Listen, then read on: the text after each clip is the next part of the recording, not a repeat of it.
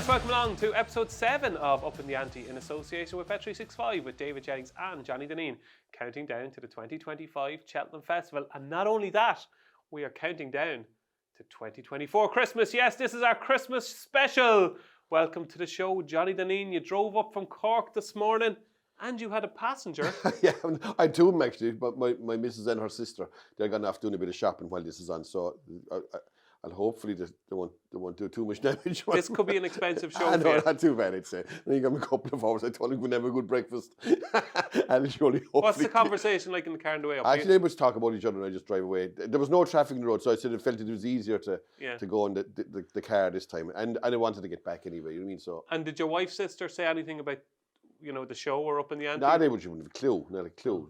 She wouldn't know what a horse looked like. You know what I mean? She doesn't even know you're a celebrity. And I wouldn't say that, no. But I know you want to give 2 shout-outs before we begin. Yeah, look, we had a girl last year, a young one, a little girl called Evie Miller. I think her dad tweeted in or emailed in about that she was struggling with some sort of, I'm not sure exactly what's wrong, but it wasn't great anyway. But she's recovering well anyway. She's still going well, so that's good news. So shout out to Evie Miller if you're watching.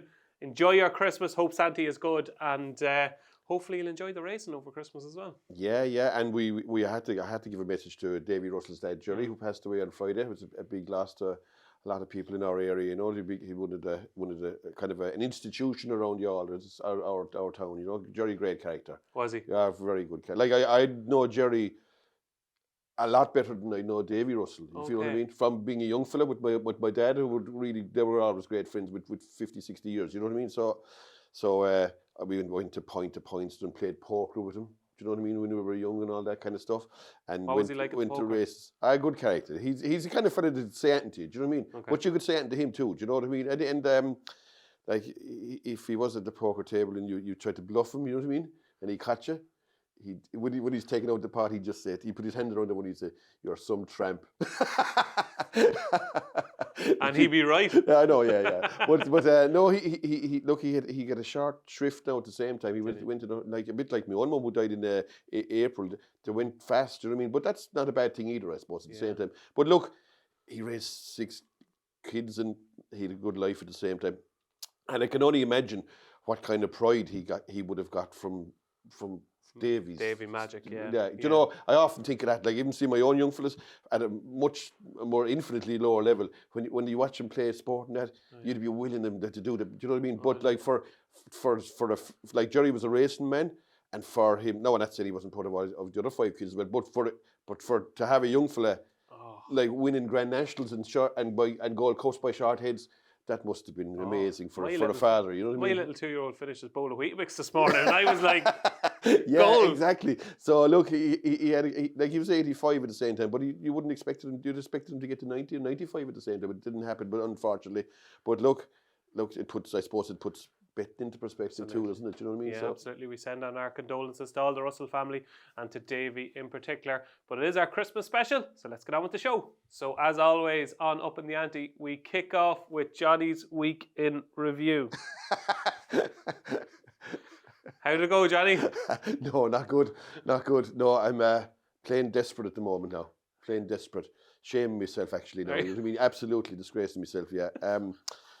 I don't know what you'd like to equate it now to something like, it's like a golfer maybe, 7 under after 12. Yeah. But finishing like bogey, double bogey, bogey. John Van de Velde. Well, no, worse than like it's like getting near the end of the year and I'm hemorrhaging like shots. You know what I mean? Yeah, absolutely. And not on top of that, I think I backed 2 horses Saturday.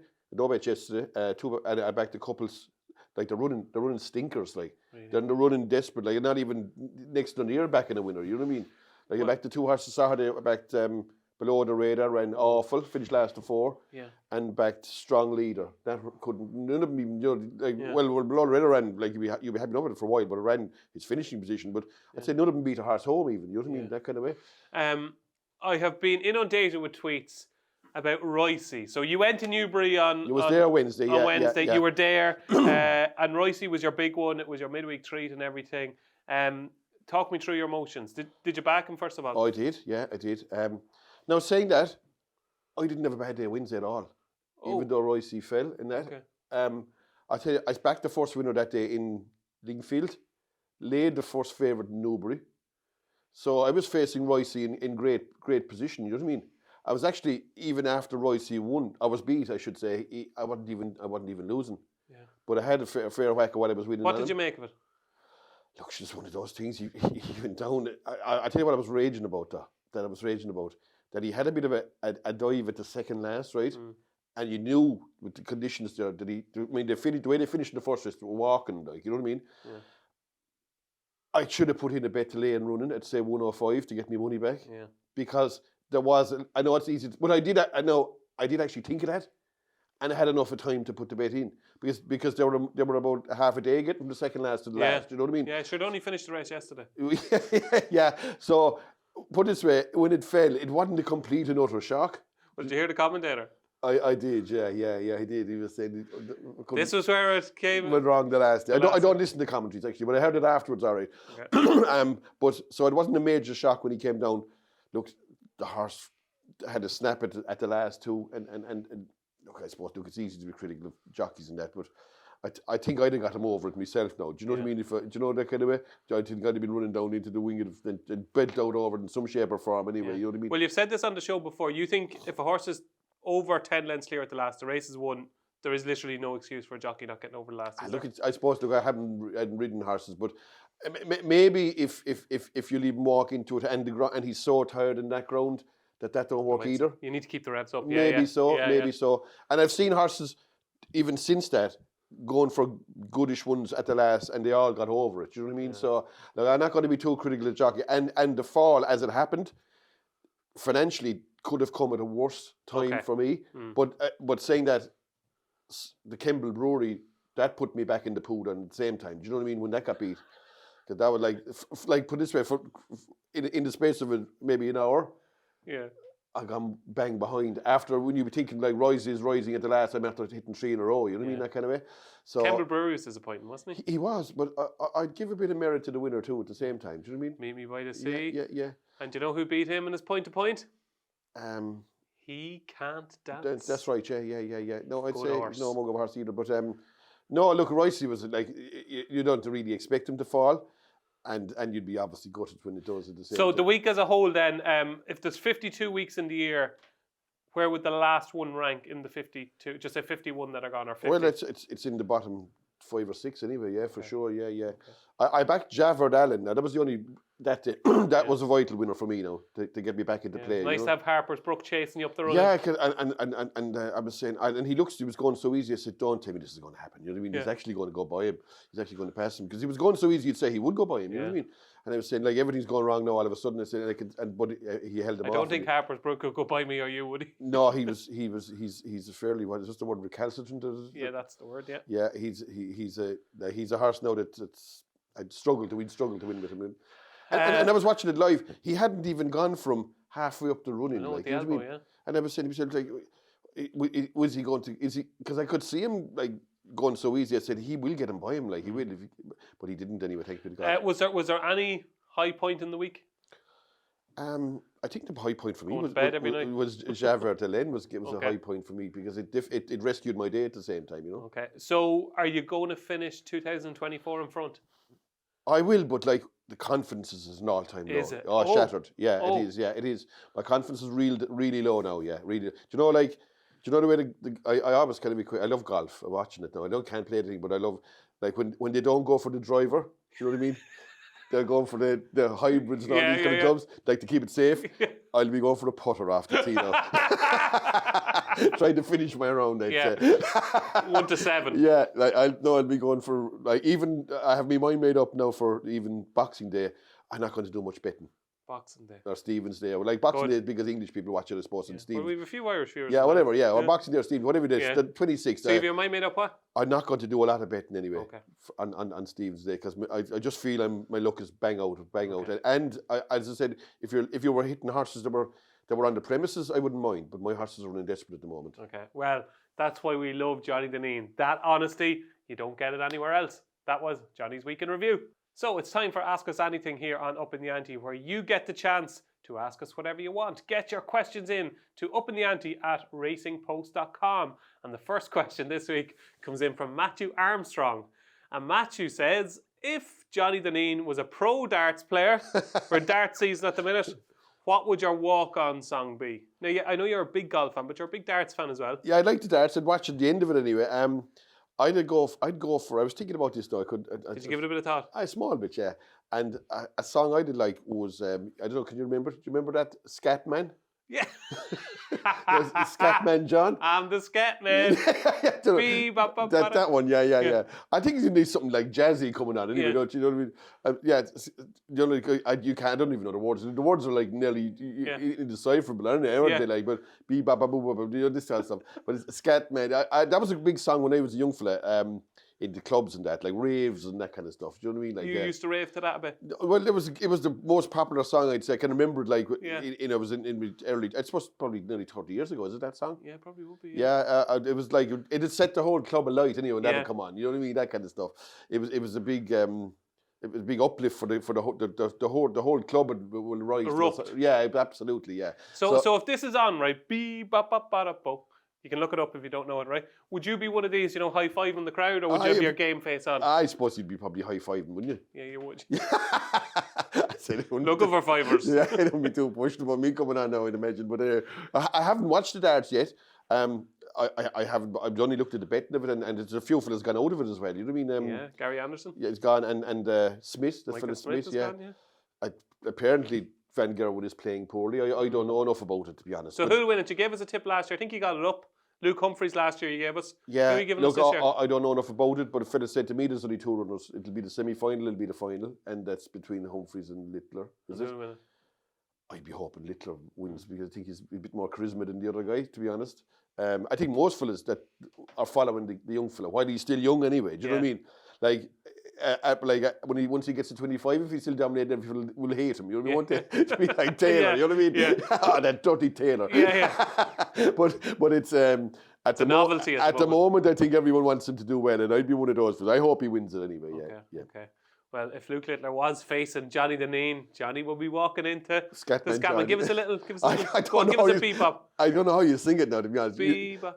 I have it on YouTube, but I don't know how you sing it now, to be honest. Okay, there we go. Johnny Dineen's walk-on song. I'm a Scatman. And the final question this week comes in from Martin Clark, and Martin wants myself and Johnny to provide you guys with our each own individual Lucky 15 for December 26th. I think there's 76 races in total, Johnny, on December 26th, Boxing Day. To some of you, St. Stephen's Day to others, and he wants a Lucky 15 from both of us. And because, Johnny, you're the main man in this show, you're going to go first. Take it away. Lucky 15. I'm the main man anymore. Anyway, look, I'll go with... As I said, there's a lot of races. I've only had a cursory glance at some of these. Yeah, we're filming this quite early on Monday morning, so we've only had a quick glance at the decks. There hasn't been a huge amount of work going into it. But anyway, look, I'll pick 4.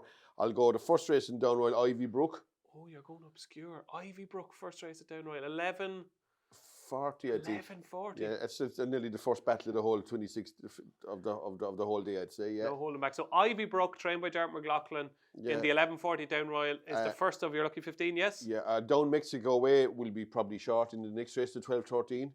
Down Mexico Way. You're staying at Down Royal. Yeah, Down Royal again. Yeah. That's a good thing, is it? Oh, that'll be sharp, but it'll win at the same time. Down Mexico Way. So the first 2 races at Down Royal, Ivy Brook and Down Mexico Way. Where are you going next? I'll go the first race in Kempton, 12:45 leader in the park. Oh, a big one. Yeah, I think he's double figures. I think that's a bit of a chance in the tricky. I can't put in all skinny ones anyway, so you got to make some. You never stopped in the past. No, but not in a Lucky 15 you wouldn't, anyway. But I'll put him in because if he did happen to win, you'd be off the flare. And the last one, I'll stick in Grey Dawning in the King George 305 Kempton. Okay. So Grey Dawning, there you go. That's Johnny Dineen's December 26th Lucky 15. It's Ivy Brook and Down Mexico Way in the first 2 races at Down Royal. It's leader in the park in the opener at Kempton. And he's going with Grey Dawning, giving away our King George preview early doors in the King George at 305 at Kempton. Okay, I'm going to kick off my December 26th Lucky 15. I'm going to kick off with Mazzaccio in the Cauto Star Novices Chase at Kempton. I think everything went perfectly for the Jukebox Man at Newbury, and he was brilliant and he was spectacular, but I just came away from that race thinking Mazzaccio got to within 2 lengths. He jumped fine and everything was gone. But I came away going, I think he could beat him the next day. And I think the prices are far too far apart. I think Jukebox Man is too short in comparison to Mazzaccio. If you're getting 9-2 bet Mazzaccio, I think that's terrific value. I think Mazzaccio is a big player. I think Kempton will suit him. He doesn't get too high at his fences. He's not as exuberant as the Jukebox Man. So I'm with Mazzaccio in the Caudo Star Novice Chase. My banker of the whole Christmas period, Johnny, is in the 340 at Kempton. Sticking with Kempton. It is Doddy the Great in the 340, the 2 mile 5 handicap hurdle at Kempton, off a mark of 129. Jumped deplorably on his chase and debut at Kempton, actually behind S Perfecto. But this horse is well handicapped. 4th in last season's Betfair hurdle off a mark of 132, I think, now down to 129. I thought even though he made mistakes in that novice chase at Kempton, I thought he showed enough raw ability to know that he's still well handicapped. And Nicky Henderson has a few in the race. East India Express was very good. Doesn't have a penalty for his win at Ascot on Friday in the race. And Freddie Gordon keeps the ride. But Nico de Boinville is on. Doddy the Great, 2 mile 5, Kempton, perfect. Well handicapped. That's where he won his novice hurdle as well. So I'm with Doddy the Great in the 340 Kempton. My other two, I'm going to the 255 at Leopardstown next, Johnny. One Last Tango. Little bit of a Leopardstown specialist. Has had the 1 run in the handicap. 3 beginners chases, 1 run in the handicap. Was beaten a long way at Clonmel last time, but I actually didn't mind his jump, but I thought he jumped well enough. He's down at the bottom of the handicap. Charlie O'Dwyer takes the ride for Owen Griffin. I thought One Last Tango was very interesting in that 255. And my final one, which I'm going for, I can't remember what it is. Hold on, it is... Oh yeah, I'm going to the 123 at Down Royal. Are you in that race? No, mine are earlier. You're earlier. 123 at Down Royal. Ban Priusna for Henry de Bromhead and Sean Flanagan in those famous honey colour silks. First time over fences, she ran so much better than her finishing position suggests last time at Fairy House. I think she'll make a nice chaser. Ban Priusna. I think it's Princess, is it in Irish? I think Ban Priusna. I think it's Princess. It could well be, yeah. I wouldn't be sure now, to be honest. There you go. There we go. That's my December 26 Lucky 15. It's Ban Priusna at Down Royal in the 123. It is One Last Tango in the 255 at Leopardstown. It is my nap. Doddy the Great in the 340 at Kempton. And in the Caudo Star Novice Chase at Kempton, I'm with Mazzaccio. So there you go. That's our December 26th Lucky 15s. It's Star of the Week time here on Up in the Ante, where Johnny Dineen counts down his top 3 performances of the last 7 days. Johnny, take it away. Number 3. I suppose there was a dart of top class horses because of the stuff that's coming up, so they mightn't be as good as other weeks. But this week I went number 3, Meet Me by the Sea, that took down the Gamble Brewery in Ludlow. Yeah. There was no fluke about that. Gave the Gamble Brewery first run. I'd say over a trip that's way short of its optimum. Finds plenty for pressure. It was the same the first day. Strong stayer, yeah, yeah. And I knew if the Gamble were coming to the last, when the Gamble Brewery hadn't been put away, I was in big trouble now here because I knew this fella was going to stay well and was getting a nice bit of weight as well. He was getting the 7 pounds Callum Pritchard. Like, he's good, isn't he, Callum Pritchard? Good, yeah, he's decent. Like getting those kind of fellas to ride for you, getting them 7 pounds is invaluable. You know what I mean? He's better than most fellas that claim nothing. You know what I mean? So it's 7 pounds for 0. Now he was getting a bit of weight after Gamble Brewery, but I like his performance insofar as after winning 2 races at a tight track like Ludlow, that don't suit him at all. Do you know what I mean? I'd say he'd be a way better horse at 2.5 miles, and he's a horse that's, I would say, a live candidate for something like the Martin Pipe. You know? Yeah, he's a good horse. Okay, Meet Me by the Sea. Number 3, number 2. Number 2 was Victorino. I thought that put up a good show in that handicap chase in like even though it only won a small margin, I actually laid it for something now, and I was never happy from a long way out. Even coming to the third last, this is over. It's going to win. Really? Do you think he knew what he was at? I do. I think that even though he won by a relatively small margin, I always felt that he was going to get up and win, and he did. And he caught the changing man, and they were nicely head back to the third. They beat the right horse. Like, he probably won't go up in eternity either here. His jumping was much better than it was in. It's low sometimes, though, isn't he? Yeah, he's a bit low, yeah. But he's a horse that could be suited Grand National, because I'd say you can get away with that kind of jumping down the Grand National. Yeah. The low stuff, like he's low over fences, he kind of skips over them. I was impressed now. So I was watching the race as an impartial observer, just watching it and thought, wow, where did he come from kind of to win? But you always thought... Oh, if you laid him, you're never happy. Okay. Never, ever. And if you laid him, if you looked at the prices and running, he was never a big price. Really? Never, ever. Like when he was last... It's 2 or 3 lengths off lead. He was still only 5 Even to with 2. a circuit to run. Yeah, even 5 to 2. I actually laid him at that stage, thinking I was doing the right thing. I hadn't actually laid him before the race, so I said, "Geez, he's everything to pass." And here. you wouldn't be a fan of the hold-up horses, John? No, I wouldn't. But I wouldn't. But it was. A fellas was saying he gave him a great ride, and he probably did give him a great ride. But I'd say the best horse won at the same time. So number 2 was Victorino, and I haven't a notion genuinely what your number 1 is. Who was it? Yeah, look, number 1. Even though I'd say I won't put up horses that got easy leads, I had to put up Wind Beneath My Wings. That was a fierce effort. Yeah. What was that? Like that was a great effort. From Pat Flynn, Flynn Academy of Montalado fame. Yeah, to David Pipe. Like I wasn't expecting that in the slightest. Now that's another thing. On the Friday, if I wasn't losing as much, I was at the back of a few losers, I definitely would have been against that. Would you? I would have given that no chance in that race. Really? The form was worked out so well, I didn't fancy it at all, though. Why? I just didn't think it would be like it's kind of half a summer bumper horse. Yeah. Against the you'd have said yeah, that looked a big bumper. bumper. But I'd say it was a poor race, but in the finish. But there was no denying how impressive he was at the same time. Like, okay, he got a soft lead and he was allowed boss the race and he did everything. Like, there was fellas turned around the wrong way and everything when he was starting. I don't know what them fellas be doing anyway. I mean, there was one fella he was riding 8 to 1 chance, right? Not going to mention him. He was faced the wrong way when Beneath My Wings was about to go. Do you know what I mean? Yeah. He turned around the wrong way. Now, it didn't matter what way they turned around in the finish. And he was incredibly strong going to the line for a horse. Like, comparing with the others, no, I'd say there's 2 things here. I'd say he is a very good horse. And I'd say they were dirt against him now, to be honest. I'd say there was the opposition are probably not a lot of good. And going back to it last week, and for this, and I was probably saying about for this sourcing horses. Like, if you said to me, "Would you buy Wind Beneath My Wings?" I'd have said, under no circumstances would you go with it. So, like, it's not an exact science either. Like, I would have said that was a bad buy. You know, looking at it in paper, and I heard he cost a nice bit of money, I would have said, "Geez, that was an awful bad buy." But it's turned out that he's not a bad boy. It's not as easy as you no, think, it's Johnny. not. Exactly. Yeah, exactly. So you have to be fair to people too, that they do find these horses, and it's not easy to pick horses like without much to go on as well. Like, put it this way: if you suggest 10 horses to me to buy, if I say no to each of the 10, I'll be right 9 out of 10 at the same time. Yeah. Do you know what I mean? Because most of them will turn up to be not a lot of use. But I would have said, if fellas said, would you consider buying Wind Beneath My Wings? I said I wouldn't touch that with a barge pole. But it's turned out a different animal altogether than what I thought. Now, I couldn't believe he could do what he did. But I'm guessing Will he win the champion bumper? I wouldn't have thought so. But there's no denying he's a good horse at the same time, though. Do you know what I mean? He's definitely much better horse than he showed in Ireland. But his style of running, would he go off in front? Will they be on his tail in Cheltenham? I don't think he's going to get the same leeway If the again. champion bumper was tomorrow and Calypso Chance and Wind Beneath My Wings are 3 to 1 joint favourites, which one would you back? I'd go with the Calypso Chance, I think. Would you? I do. I just think that I don't see him getting the same kind of rope as he got in Ascot again in a hurry, you know. Who sang the song, Wind Beneath My Wings? Wind Beneath My Wings. It's a girl anyway, isn't it? It's a girl, yeah. Bette Midler, wasn't it? Yeah, it was. It was. I actually read that during the week. Only fellas ran about that.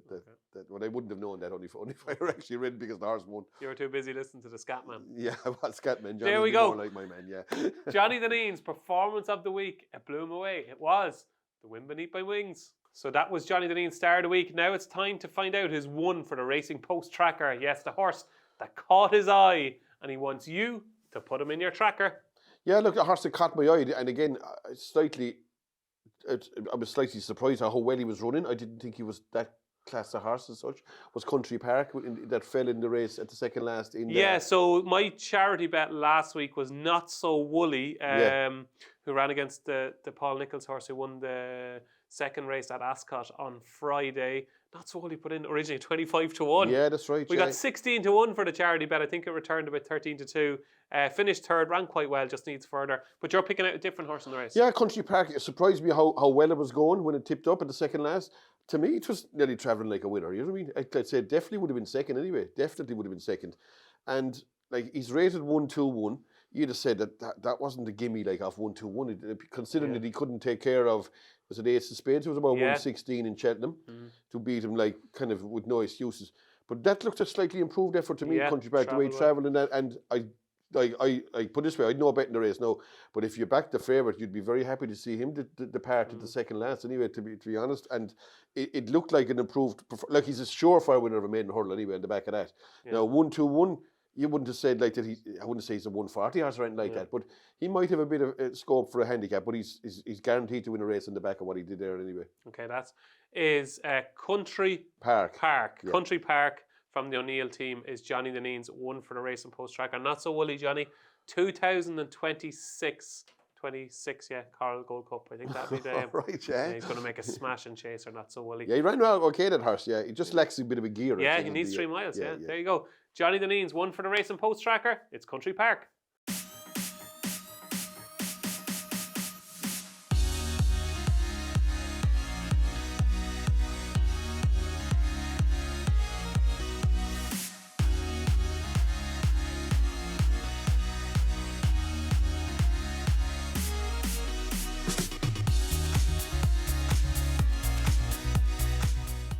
Now, folks, it's time for Johnny Dineen's never ordinary moment. Yes, the one moment over the last week where he said, wow. What was it, Johnny? It was in the all weather, actually, in Dundalk. And Wednesday. I saw the first race in Dundalk. I didn't have a bet in either race now. I saw the first race in Dundalk on Wednesday, and Colin Keane rode it incredible ride now. You know what I mean? On the Oakland one. What was it? Crystal something as a low grade race. Crystal Luna. Luna, yeah. The Crystal Luna won, it did. It did win, yeah. So I was happy to watch the second race. No, I had no interest in it or whatever, but next thing they went by the line and I just said, like, Jesus, who rode that?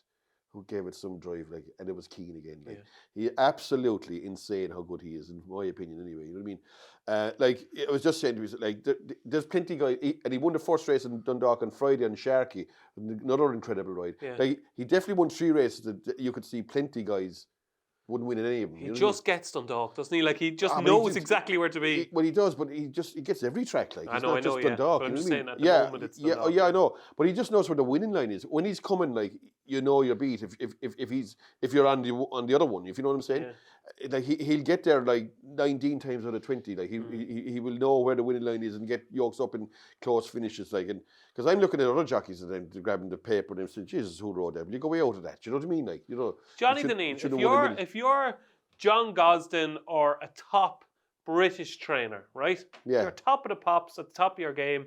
Are you not saying to yourself, we need to get this guy?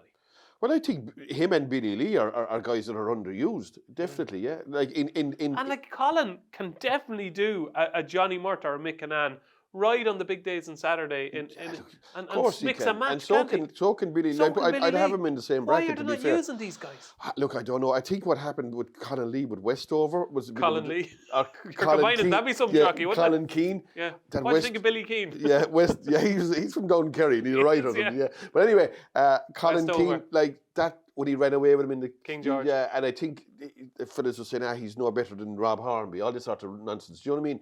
And it kind of went out of fashion a bit. I'd say if Westover had did things right under Colin Keane and he actually won a race, he'd have been further up the pecking order with done people. At the Breeders' Cup now. Look, I think he's a fantastic rider. Yeah. I mean, but there are good jockeys in England at the same time. Yeah. Like if you had the likes of Oisin Murphy riding for you, or these guys, you wouldn't need to replace them. Do you know what I'm saying? There are some brilliant jockeys in England too. So there isn't that many people he could ride for either. You know what I mean? But he is underused. I mean, if I suppose on Saturdays over here, they're probably good races as well. So maybe he can't go, but maybe he doesn't want to go to England every day. Yeah, no, maybe not. Do you know that kind of stuff? So maybe there isn't that many opportunities. But I'd say if he went to England full time, he'd have a big job in no time. Yeah. Okay, there you go. Johnny Dineen's never ordinary moment. I know it's Christmas. I know it's the middle of the jump season, but it's Colin Keane at Dundalk. Now, folks, it's time for Johnny's midweek treat. Now, the treat hasn't been tasting too nice recently. Bit of an old sour taste on it there a couple of weeks. As I said, I told you, I'm shaming myself. It was sweet there one week. This season, just not just midweek either. Weekends. Johnny, you think, what age are you now? 54. Like, you've made a successful career out of this game. Don't doubt yourself. I'm in a bit of a rut. I know I'm not doubting myself, but I am in a bit of a rut. And you've been in ruts before. Oh, I have, yeah. And blow me way out of them too. Look where you are now. We'll see. Standing next to a joker like me. Okay, your midweek treat. Last week, you chanced a little double again. Yeah. Roycey and the Kendall Brewery. Yeah, 2 of them beat.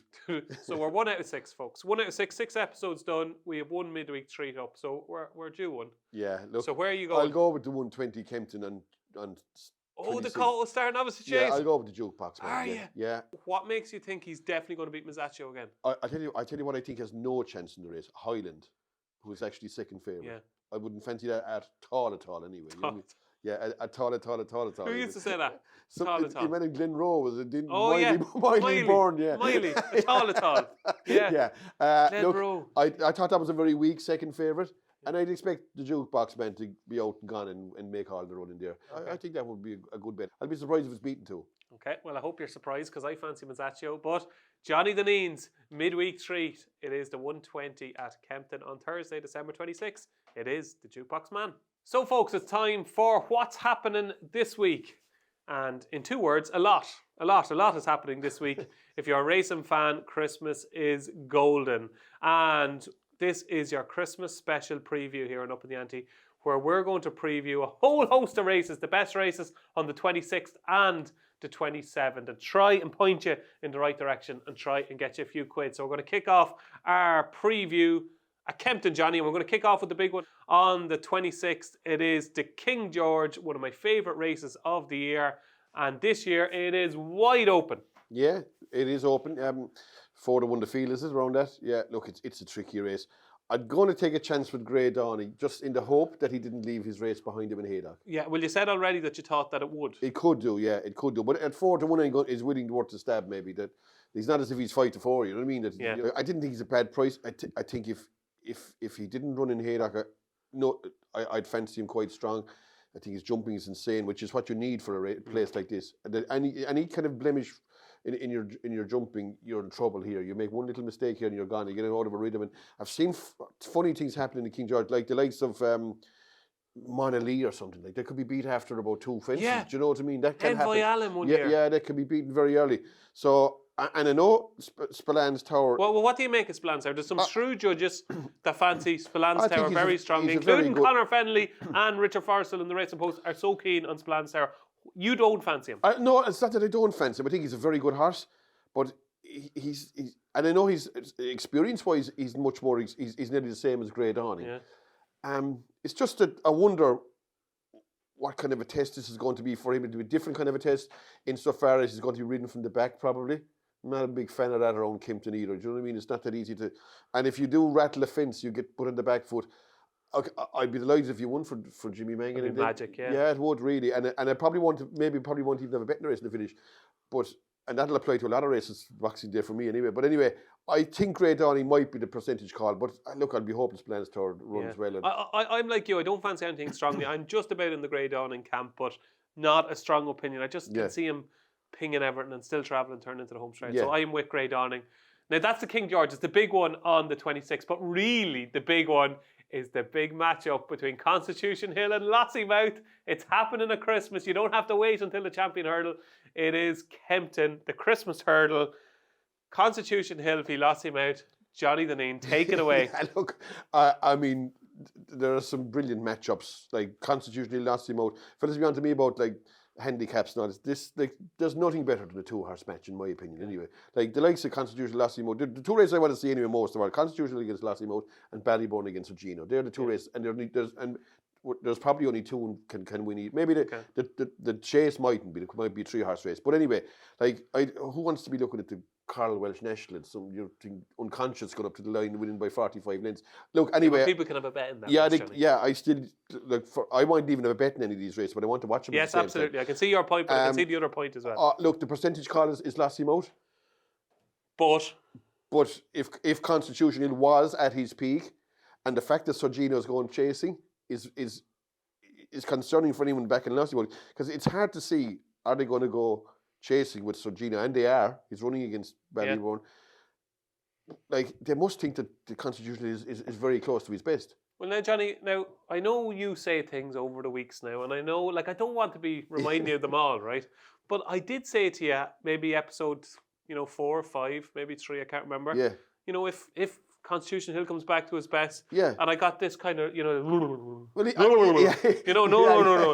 You said, now, I can't quote you directly because I can't remember, no chance that Constitution Hill will come. Forget about him. Gone. Forget about him. Good luck. Thanks. But the fact that he is here now and is a statement of intent, surely. Yeah. Like, I still think you'd have to, if you're having a bet, you can either back Lassie Motor or have no bet. In my Really, opinion. Johnny? Because is it not the opposite? Because if you're getting odds against Constitution Hill, are you basically not getting odds against Constitution Hill for him to be right or not to be right? Not that he mightn't be good enough. It's that you know he is definitely good enough, and you know he's more than £7 better than Lassie Mate. He has to be. He is. You said you had him above Istabrack. Yeah. In your best hurdlers Yeah. of all time. You had him above Istabrack. So if you think that, Johnny Dineen, surely at odds against the fact that he's turning up here and Sir Gino's going over fences, he has to be a bet. No, but he doesn't, because he can turn up here at 90% and they'll run him. Do you know what I'm saying? But if he turned up at 100%, I'd fancy him to beat Lassie Moat. But at 90%, she can definitely turn him over, and probably will. Okay. Do you know? And he could turn up, he mightn't even finish. Do you know what I mean? Yeah. Constitution Hill. Whereas Lassie Moat's going to be first or second for sure. Constitution Hill can be First or pulled up. It's possible anyway. It is first or not finished, isn't Yeah, it? maybe so. Yeah, maybe so. Look, who knows? I think if I was forced anyway, I'd definitely go Lassie Moat. I think, and they're betting 11 to 10 your choice. If one of these horses is going to be 7 to 4 on, it isn't going to be Constitution Hill. Wow. Mark my words on that anyway. If there's going to be one put to the ground, it'll be Lassie Moat. But really? Yes. Well, you know this game better than me. That's interesting, yeah. But that'll be my opinion anyway. If there's going to be a standout 6 to 4 on chance, it'll be Lassie Moat. It won't be the other one. But will people not, closer to the time, see him in the parade ring, see he looks well, and everything going fine, and, There's too many ifs attached to him at the same time. There's just too many ifs. And there is a chance... But Johnny, if he's back to his best... There is a chance that Lassie Moat, getting the £7, might be able to beat him anyway. Is there? Yeah, look, who knows how good she is. But look, I think if he was back to his... But it's a while since he was at his best. Okay. So, look, I'm not... You have to pick one. I'll go Lassie Moat, yeah. Okay, I'll go Constitution Hill. And who do you want to win? I don't care. If I've no bet, it doesn't bother me. But I'd like to see a race the same as everybody else. Yeah, I'd love to see Constitution Hill winning. No, I wouldn't care. It wouldn't bother me the slightest, no. Okay, there we go. That's the Christmas hurdle. Moving on to the Codestar Novice Chase. You're a jukebox man. Yeah, exactly, yeah. I'll go a strong jukebox man. Strong jukebox man, okay. Yeah. I'm with Mazzaccio in that. Now we're going to go over to Aintree for the old Tallworth Novice Hurdle, which is now the Formby Novice Hurdle. Very interesting. I put up Potter's Charm for the Turner's Novice Hurdle at Cheltenham Festival as one of my selections for the Cheltenham Festival. 2 mile one around Aintree. Yeah, look, Aintree, invariably in the winter, it's soft. Yeah, he'll get his bog. That's what he wants. It's a bit like Newbury. Yeah. It doesn't. You have to stay really well in Aintree in the winter anyway. Really, really. Yeah. I mean, the horses get beat by furlong and a half there. You know what I mean? So they'll be tired in that race, 2 mile one or whatever. I don't think it's a bad move myself. If he wins this, he's a big I think player. What happened is they have another horse for the 2.5 mile race in Newbury, so they couldn't. What have they got? They have Regent's Park or Regent's Cross, or that horse is Paul Nichols. Oh yeah. The same people own it. Oh, sorry, yeah. Regent Stroll. Regent Stroll, I forgot the same people own it. Yeah, even though he runs in different colours. Same group of people own him anyway. So that's why they split him up. Okay. I think he's a chance in a tough race. I think it's a tricky race, to be honest. I'm not 100% sure which way you go. What else is in it? There's Blue Devassi's not running anyway. No, you've got what's second favourite? You've got Country. Yeah. That was very impressive thing, yeah. What's it called? Country Mile. Country Mile, dance. Road less travel in them. Yeah. It's a good race. I wouldn't like to have betted it myself. Okay, moving across to Leopardstown to the Racing Post long distance chase. Disappointing turn at 3 for Gordon Elliott. You've got Better Days Ahead, Crow Park, Stellar Story. Who wins? Again, a bit like Highland, Crow Park 0. Give that no chance. 0. Drimore Novices Chase winner, Grade 1 winner. Don't fancy that at all. 0. It's between the other two. Wow. I think I'd go with Stellar Story, I think. Okay. I'll take you on there. Better Days Ahead for me is probably one of the better bets at Leopardstown on the 26th. Yeah, well, I'd say the bet for me is if you could lay Crow Park at 3 to 1 or less, you'd fill your boots. He will be less than that, won't he? He mightn't be. Mightn't be. I think he'll be the outsider of 3 myself. Okay. I feel he will anyway. Okay. So you're taking on Crow Park. I'm with Better Days Ahead. That is the 26th. Moving quickly on to the 27th, Johnny Dineen. We'll kick off at Leopardstown and the Paddy's Rewards Chase. Gaelic Warrior, Marine National, Captain Guinness, the champion chase winner. Yeah. Found a 50. Blue Lord, this is a hell of a race. Yeah, look, to me, it's either you back Gaelic Warrior or have no bet. You know what I mean? That's He'll it. beat these, won't he? He should do, yeah. He should do if he's a contender for the championship. He should. Like if he didn't run, I think you couldn't dream of having a bet in the race anyway. Okay. You know, if he was out and understand you had the same old protagonist to take up these races, all like Captain Guinness. You can't bet Captain Guinness no race anyway. Like can you can do anything in the race? And Dino Blue, like I don't know. Look, if Gaelic Warrior is a contender for the championship, and I'd say he probably is, he should win. Yeah, I fancy Gaelic Warrior too. The future champions novice hurdle, no Salvatore Mundi amongst the declarations. We're giving Romeo Coolio another chance. Gordon Elliott is anyway. Can you give him another chance? Not really. I didn't like his finishing effort in both in Cheltenham and in Fairyhouse, to be honest. Look, I think if Toons Vater can beat him, I'd fancy Mullins will pull something here. So Carnaquay, who won at Tramore. Tramore, and there was another Carnafon. Carnaquay won the race when there was no hurdles left. Yeah. And they've Carafon, and they've another one as well. Have they three of them? Yeah, they've a couple in here. Yeah. And look, I'd go with whatever town in the ride. Whatever town in the ride, okay. The Paddy Power Chase, I'm going to give my beloved Percival Legalwa another chance. Ran well in the Tri-Town. I just think Leopardstown might suit him. He is going to win one of these pots. He was going to go close to win the Leopardstown Chase. I'm giving Percival Legalwa another chance. Yeah, I'm giving Pen the Boy one more as well. So we're drinking together in the last chance saloon. Well, Pen the Boy is, I think he's capable of winning one of these. Whereas I think Percival Legalwa won't win one of these. No, that's the only thing. I might be wrong. Look, well, I hope you are. Yeah, I could be wrong. Look, Pen the Boy, he ran well in the race last year. And I think he might just... Very seldom you get attached to these horses like you have done with Panda Boy. I think he's capable of winning one of these. No, will I back him? I'll tip him, but I mightn't back him at the same time. Probably won't. You know is Panda Boy the new, what do you call the ill-fated Nigel Twiston Davis horse that you loved? All right, that was Cuthbert Dibble, is it? Is he the new No, he's not really. Dibble? No, he wouldn't be at that level now. But I just think he's capable of winning one of these, that's all. Okay. Oh, that's all right. That's fair enough. That's the Paddy Power Chase. Moving across to Kempton. The Wayward Lad Novices Chase, Johnny Dineen. Yeah. Ballyburn v Sergino. Have you a strong opinion? If Paul Nichols will run one of the others, I think I take a chance on Lane Ballyburn. I think if he doesn't get to the front, which he won't do against the likes of Rubo, I'd be hopeful that runs Rubo. Yeah. Like if Sergino runs against Ballyburn and they leave him off in front, like you're giving away the edge in a race like that. If you leave him boss race, I can see Ballyburn doing wreck over there now myself at fences if they put him in behind horses around here in 2 miles to get Kempton. You just don't like him, do you? Look, I have a feeling that he's jumping is capable of falling asunder if it's pressure is applied, and I'd be expecting there to be pressure applied here. But if you oppose him and you leave him and you see him jumping the first two in front, you're gone already. You know what I mean? So how are you going to get by him? You know what I mean? It's very rare you hear Nicky Henderson speak so glowingly about a schooling session as it has been Sergino. Like it is sprinter sacre type of vibes coming from these schooling sessions. Yeah, it's a fair ask for him all the same. Yeah. First time out over fences. I know he's getting the weight for age and all that. Brilliant horse though, isn't he? Yeah, but so is Ballyburn in a going age. You know what I mean? I just would have a question mark. I don't question his ability, Ballyburn. I'd question his jumping. We haven't seen enough of it to say that he's going to be a problem. We haven't seen anything from Sergino over fences. No, that's the thing, yeah. And we haven't seen Rubo over fences either. You know, so like he has an age in experience, and I'm not saying I'd be going bald-headed opposing him. Khalif de Berleys could run in the two, or Rubo. It's presumably one of them will run. Like, if it's a 2-horse race, I wouldn't be as keen to oppose Ballyburn. But if there was 3 in it, like not saying that Rubo can beat him, but he could upset him a bit. Yeah, I just think Sergino is deadly. Yeah, and again, it's a race I may not have no bet in, but it's the second race that I'm looking forward to most, and without having any bet probably. Okay, the Desert Orchid Chase staying at Kempton. Anything you like in that? Look, if you force me, Boot Hill maybe. Boot Hill, Edwardstone, they're up at the top of the weights. I think Boot Hill's getting about £3 off them. There isn't much between those two horses. Yeah, I thought Edwardstone. I thought this is a race he should be winning, really. Yeah, look, there isn't a lot between Boot Hill and Edwardstone, and maybe Edwardstone can they've both won over the course, I'd say. Yeah. Look, I have the huge opinion in it now. Okay, you're just about Boot Hill. I'm with Edwardstone. Moving, I don't know if it's across, up or down. Chepstow, up.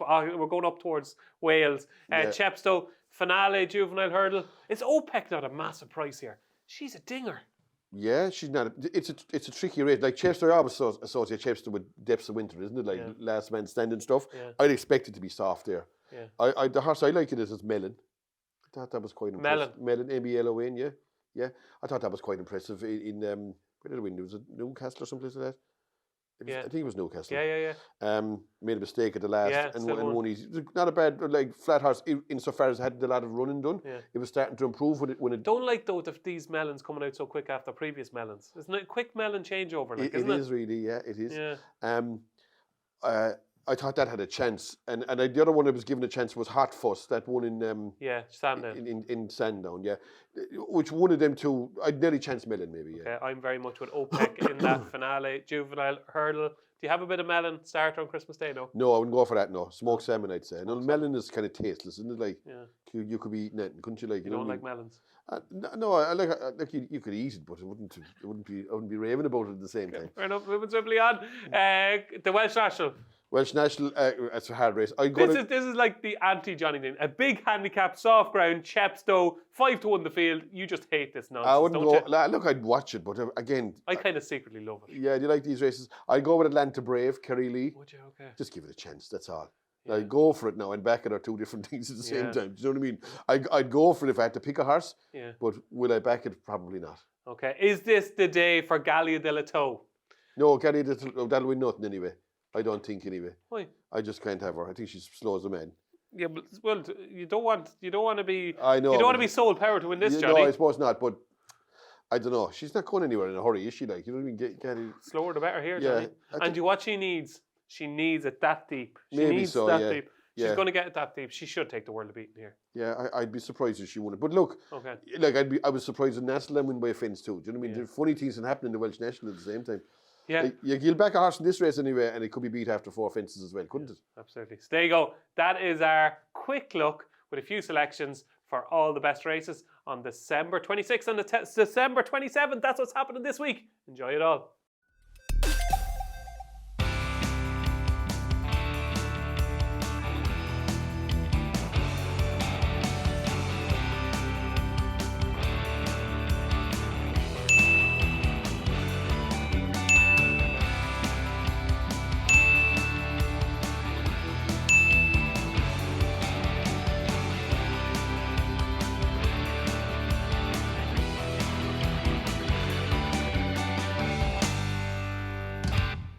So now, folks, it's time for DJ versus JD. Yes, our weekly charity bet competition. No luck last week. Not So Woolly was third for me on Friday.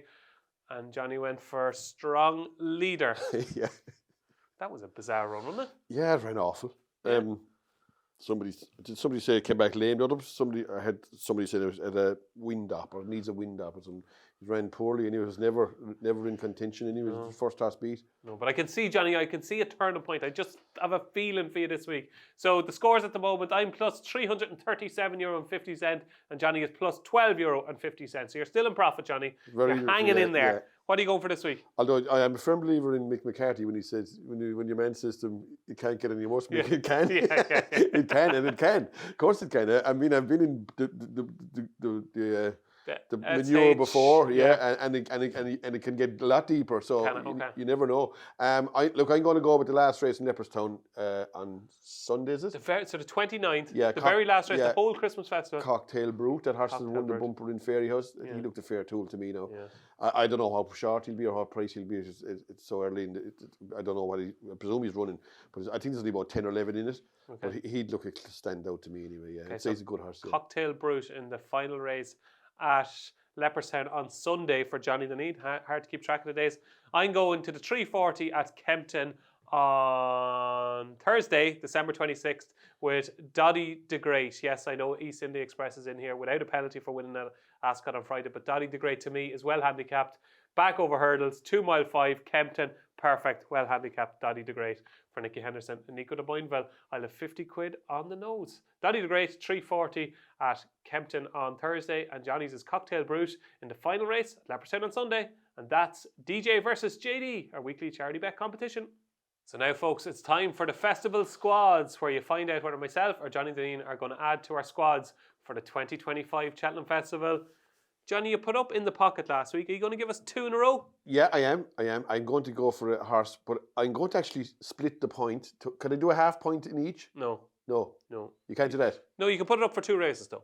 Okay, so I'll go a point in each. So I'll use, but I obviously can get rid of one of them. You can get rid of one of them at some stage. Yeah, okay. So it's the same horse for 2 different races. Yeah, because I don't want to be caught in the wrong race. Because like I have been caught a few times with like the likes of, excuse me, Ballybourne last year and York Hill another year. Sure, I had Corbett's Cross for the Brown Advisory. In fact, to file for National Chase last year. So look, what is the horse? I'm going to chance K. Doughty. You love this horse. I think he's this is the horse that fell at Navan a couple of weeks ago.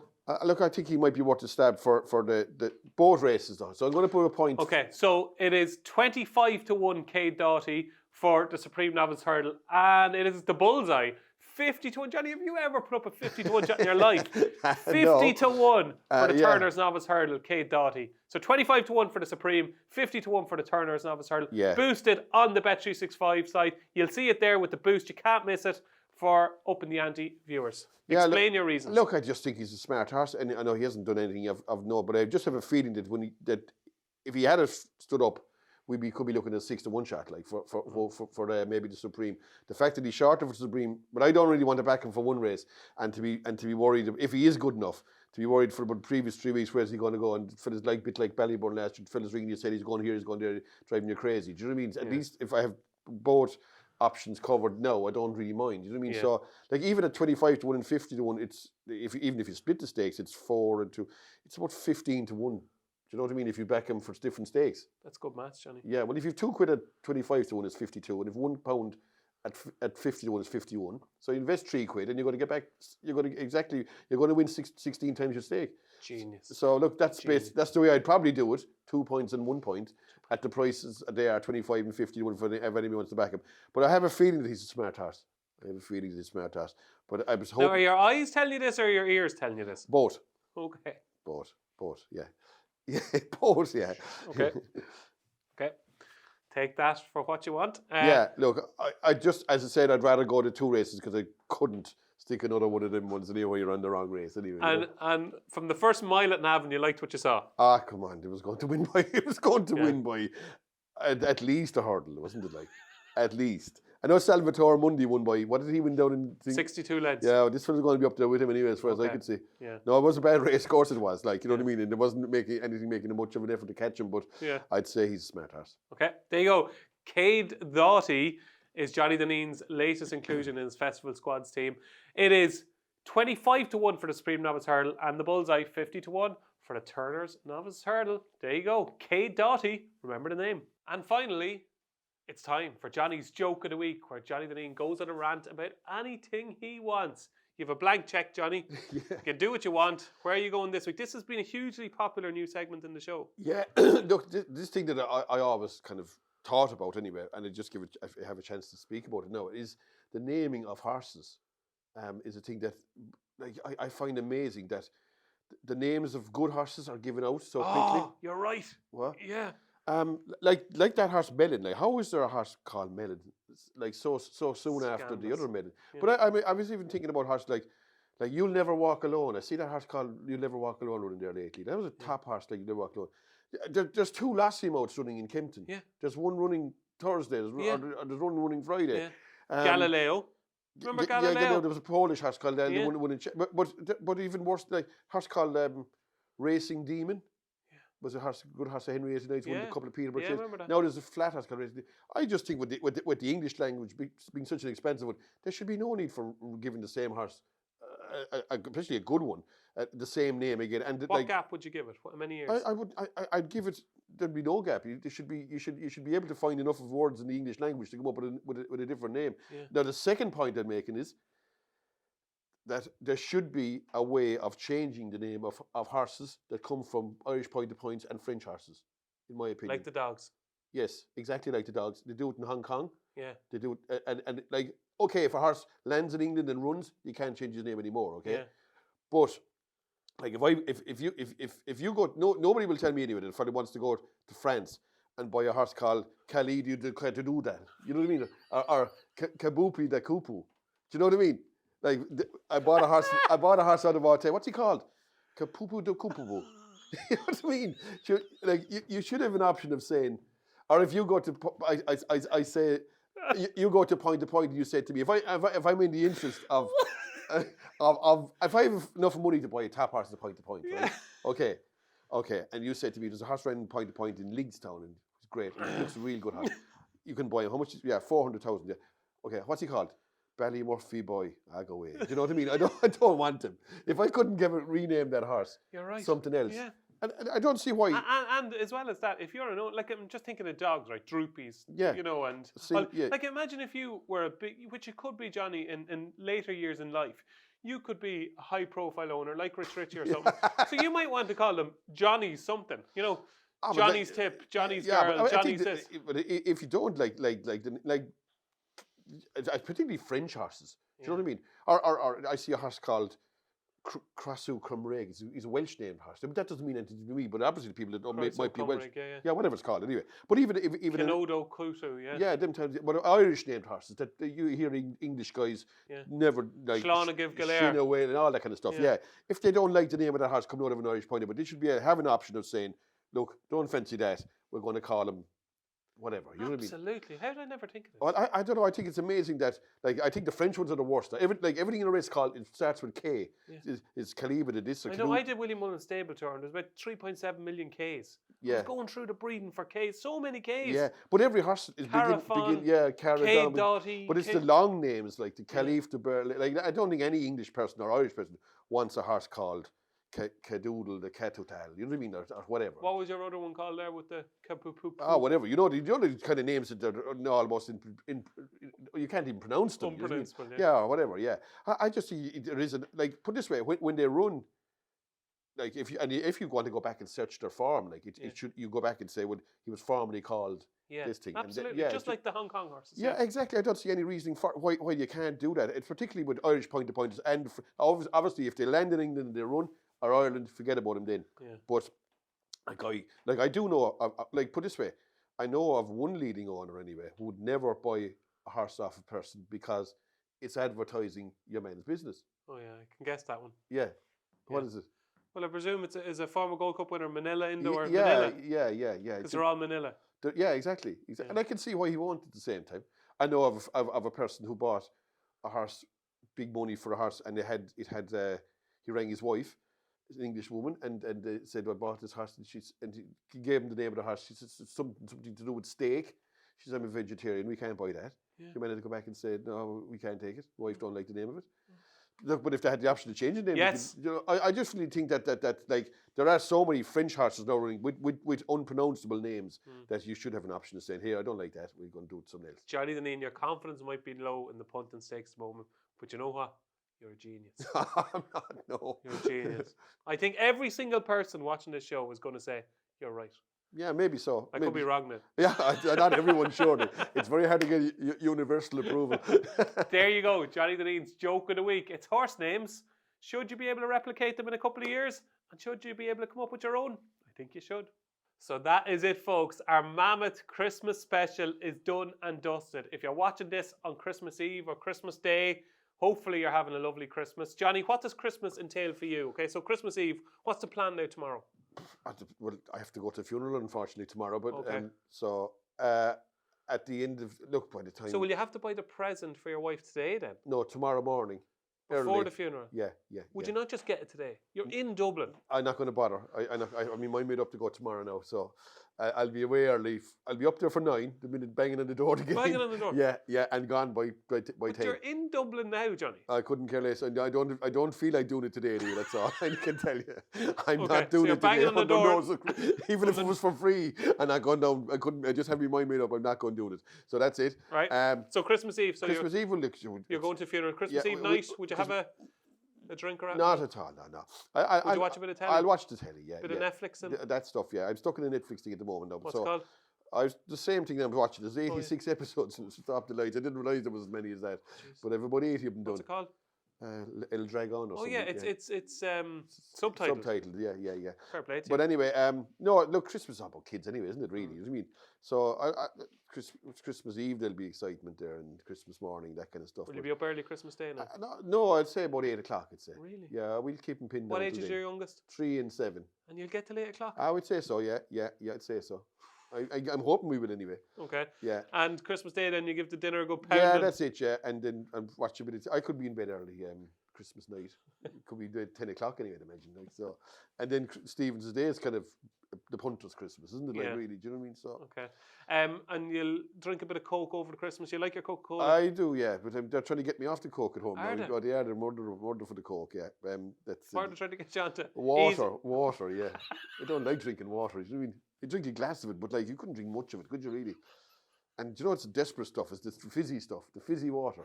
How does anyone drink that? I love it. Oh, I got that one in. It's awful stuff, yeah. By mistake. But you know what fizzy water I'd say is, I don't smoke, but I'd say it's like smoking. You just have to get through the pain barrier and then it's nice. Yeah. Fizzy water, yeah. I like I fizzy don't know, water. I don't like it, no. It's something like Soda Stream with no taste. Yeah, exactly, yeah, that's it. So you're trying to ease from the Coke onto the water? Well, I'm trying to ease from it, but I'm not, I'm still drinking it. You're sneaking it in. Yeah, that's it, yeah. And right, final question. If I can grant you one wish, right? I'm your genie. I can't grant you 3 wishes. I grant you one wish. Just give me the name of one horse that maybe financially you do really want to win over Christmas. I'm guessing that horse that I put up, that Cocktail Brute, would probably be important last race in the meeting. It just could be. But like, I can't honestly tell you what I'm going to do from race to race. Now, I might tell you 3 or 4 days in advance. Okay. Well, Johnny, for you and your good wife and all the kids, have a very, very happy Christmas, and hopefully it's a very enjoyable one. Same to our cameraman Lawrence, and same to you at home, all our Upping The Ante viewers. Thanks a million for all your support and for all you who've been watching the show in 2024.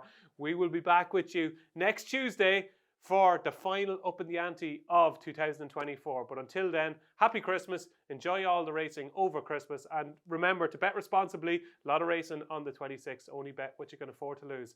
But until the next show next week, I've been David Jennings, he's been Johnny Dineen. Thanks for watching Upping The Ante.